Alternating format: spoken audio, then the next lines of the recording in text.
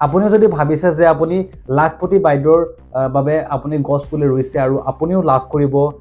10,000 টকা চৰকাৰৰ ফালৰ পৰা তেন্তে আপুনি ভুল ভাবিছে কিয়নো নমস্কাৰ নিউজ গাইড আসাম ইউটিউব চেনেলটোৰ অন্য এক নতুন ভিডিঅ'লৈ স্বাগতম জনাইছো এই ভিডিঅ'টোৰ জৰিয়তে কেইবাটাও গুৰুত্বপূৰ্ণ খবৰ আপোনালোকলৈ লৈ আহিছো গতিকে ভিডিঅ'টো সম্পূৰ্ণ চাব ইয়াৰ প্ৰথম খবৰটো হৈছে ৰাজ্যৰ মেট্ৰিক পৰীক্ষাৰ শিক্ষাৰ্থীসকলৰ বাবে হয় যিসকল মেট্ৰিক পৰীক্ষা দিব এই বছৰ মেট্ৰিক পৰীক্ষাত বহিব অৰ্থাৎ 2026 বৰ্ষৰ মেট্ৰিক পৰীক্ষাত যিসকল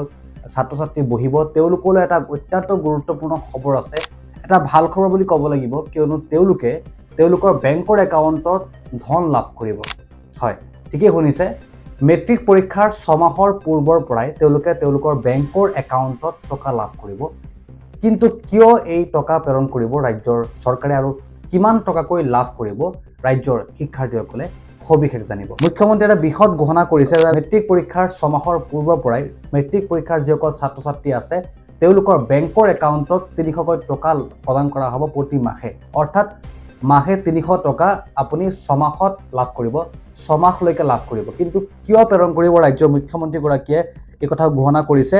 যে দৰিদ্ৰ শিক্ষাৰ্থীয়ে তেওঁলোকে যাতে টিউচন ল'ব পাৰে টিউচন লৈ পেলাই তেওঁলোকে পৰীক্ষাত ভালদৰে বহিব পাৰে তাৰ কাৰণে তেওঁলোকে বেংকৰ একাউণ্টত 300 টকা লাভ কৰিব প্ৰতি মাহে লাভ কৰিব আৰু এই টকা লাভ কৰি থাকিব 6 মাহ পৰ্যন্ত অৰ্থাৎ মেট্ৰিক পৰীক্ষাৰ 6 মাহলৈকে মেট্ৰিক পৰীক্ষাৰ 6 মাহ আগৰ পৰাই তেওঁলোকৰ বেংকৰ একাউণ্টত 300 টকাকৈ লাভ কৰিব আৰু 6 মাহত তেওঁলোকে মুঠ লাভ কৰিব 1800 টকা হয় তেওঁলোকে যাতে ভালদৰে পঢ়ি ভালদৰে টিউচন লৈ পঢ়ি পৰীক্ষাত বহিব পাৰে তেওঁলোকলৈ এটা ভাল খবৰ ৰাজ্যৰ মুখ্যমন্ত্ৰী গৰাকী ইতিমধ্যে ঘোষণা কৰিছে ইয়াৰ সমান্তৰালকৈ আন এক গুৰুত্বপূৰ্ণ খবৰ আছে আপুনিও যদি ভাবিছে যে আপুনি লাখপতি বাইদেউৰ বাবে আপুনি গছ পুলি ৰুইছে আৰু আপুনিও লাভ কৰিব 10,000 টকা চৰকাৰৰ ফালৰ পৰা তেন্তে আপুনি ভুল ভাবিছে কিয়নো গছ পুলি ৰোৱাৰ পিছতো কিছু মহিলাই তেওঁলোকৰ প্ৰাপ্য ধন অৰ্থাৎ 10,000 টকাকৈ প্ৰথম কিস্তিৰ ধন তেওঁলোকে লাভ নকৰিব ৰাজ্য মুখ্যমন্ত্ৰী গৰাকীয়ে এই ঘোষণা কৰিছে মই কোৱা নাই ৰাজ্য মুখ্যমন্ত্ৰী গৰাকীয়ে এই ঘোষণা কৰিছে কিয়নো যোগ্য হিতাধিকাৰী যোগ্য মহিলাইহে লাভ কৰিব সেই 10,000 টকা আৰু প্ৰথম কিস্তিত 10,000 টকা দ্বিতীয় কিস্তিত 25,000 টকা আৰু তৃতীয় কিস্তিত 50,000 টকালৈকে তেওঁলোকে লাভ কৰিব আৰু যোগ্য হিতাধিকাৰীকহে এই ধন প্ৰেৰণ কৰিছে ৰাজ্যৰ মুখ্যমন্ত্ৰী গৰাকীয়ে যদি আপুনি এই ধন লাভ কৰা নাই তেন্তে আপুনি কিয় লাভ কৰা নাই আপুনি জানক যদি আপুনি একাউণ্টত ধন লাভ কৰিছে আপুনি কমেণ্টত জনাব আৰু যদি ধন লাভ কৰা নাই আপুনি কিয় লাভ কৰা নাই আপুনি কমেণ্টত জনাব ইয়াত কি যোগ্যতাৰ ভিত্তিত মুখ্যমন্ত্ৰী গৰাকী এই 10,000 টকা প্ৰদান কৰিছে ইয়াত জনাইছে মুখ্যমন্ত্ৰীয়ে যে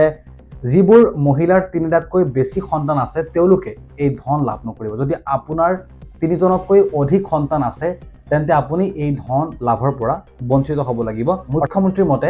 অধিক সন্তান থকা মহিলাই উদ্যমী হ'ব নোৱাৰে উদ্যমী কাম কৰিব নোৱাৰে এই ভাষ্য মুখ্যমন্ত্ৰী গৰাকীৰ 3টা কিস্তিত লাখপতি বাইদেউ আঁচনি ধন প্ৰেৰণ কৰা হ'ব মুখ্যমন্ত্ৰী গৰাকীয়ে কৈছে যে যদি হাঁহে কণী পাৰিব লাগে তেন্তে মোবাইল নিকিনিব অৰ্থাৎ আপুনি এই 10,000 টকা পাইছে আপুনি এই 10,000 টকা কিবা এটা বিজনেছ কৰিবলৈ আপোনাক প্ৰদান কৰিছে ৰাজ্য চৰকাৰে সেই টকা দি ৰাজ্যৰ চৰকাৰে কৈছে ৰাজ্য মুখ্যমন্ত্ৰী গৰাকীয়ে কৈছে যে সেই টকা দি আপুনি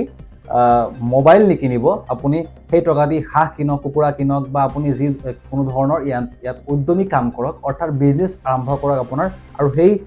বিজনেছ চাই আপোনাৰ সেই টকাৰ উন্নতি চাই পেলাই আপোনাক ৰাজ্য মুখ্যমন্ত্ৰী গৰাকীয়ে পৰৱৰ্তী পৰ্যায়ত আপোনাক 25,000 টকা বেংকৰ একাউণ্টত প্ৰেৰণ কৰিব আৰু শেষৰটো কিস্তিত আপোনাক ৰাজ্য মুখ্যমন্ত্ৰী গৰাকীয়ে প্ৰেৰণ কৰিব 50,000 টকা অৰ্থাৎ আপুনি 10ৰ পৰা 50,000 টকালৈকে লাভ কৰিব যদি আপুনি এই 10,000 টকা আপুনি ভাল কামত খটুৱাইছে আৰু আপুনি উদ্যমী কাম কৰিছে তেন্তে আপুনি 50,000 টকালৈকে এই ধন লাভ কৰিব ইতিমধ্যে বিখালীত বিতৰণ কৰা হৈছে 230 কোটি টকা অৰ্থাৎ বিখালীৰ পৰা এই ধন প্ৰেৰণ কৰা আৰম্ভ কৰিছে ৰাজ্যৰ চৰকাৰে আৰু ইতিমধ্যে ৰাজ্যৰ বিভিন্ন প্ৰান্তত মহিলাসকলে এই ধন লাভ কৰিবলৈ সক্ষম হৈছে আপুনি কোনখন জিলাৰ পৰা চাই আছে ভিডিঅ'টো আৰু আপুনি নিজৰ বেংকৰ একাউণ্টত এই 10,000 টকা লাভ কৰিছে নে নাই আপুনি কমেণ্টত জনাব আৰু আপুনি যদি আপোনাৰ প্ৰাপ্য ধন লাভ কৰা নাই তেন্তে আপুনি কমেণ্টত জনাব যে ৰাজ্য মুখ্যমন্ত্ৰী গৰাকীয়ে কৈছিলে যে গছ পুলি ৰুলে এই 10,000 টকা আপোনাক প্ৰেৰণ কৰিব কিন্তু এতিয়া ৰাজ্য মুখ্যমন্ত্ৰী গৰাকীয়ে ইয়াত যোগ্যতা নিৰ্ধাৰণ কৰি দিছে যে আপুনি আপোনাৰ যদি 3টাতকৈ বেছি সন্তান আছে তেন্তে আপুনি এই ধন লাভ নকৰে গতিকে আপুনি পাইছে নাই এই ধন আপুনি কমেণ্টত জনাবলৈ একেবাৰে নাপাহৰিব আৰু যদি এই ধৰণৰ ভিডিঅ' লাগে আমাৰ চেনেলটো ছাবস্ক্ৰাইব কৰিব আৰু যদি কোনো ধৰণৰ কোৱেশ্যন থাকে আপুনি কমেণ্টত জনাব আৰু মই ইয়াৰ আনসাৰ দিবলৈ চেষ্টা কৰিম গতিকে আজিৰ ভিডিঅ'টো ইয়াতে সামৰিছোঁ যদি আপুনি চেনেলটো নতুন আহিছে তেন্তে ছাবস্ক্ৰাইব কৰিবলৈ একেবাৰে নাপাহৰিব আৰু ভিডিঅ'টোত একোটাকৈ লাইক কৰি ভিডিঅ'টো শ্বেয়াৰ কৰিব তেতিয়াহ'লে চাই থাকিব নিউজ গাইড আছাম ইউটিউব চেনেলটো নমস্কাৰ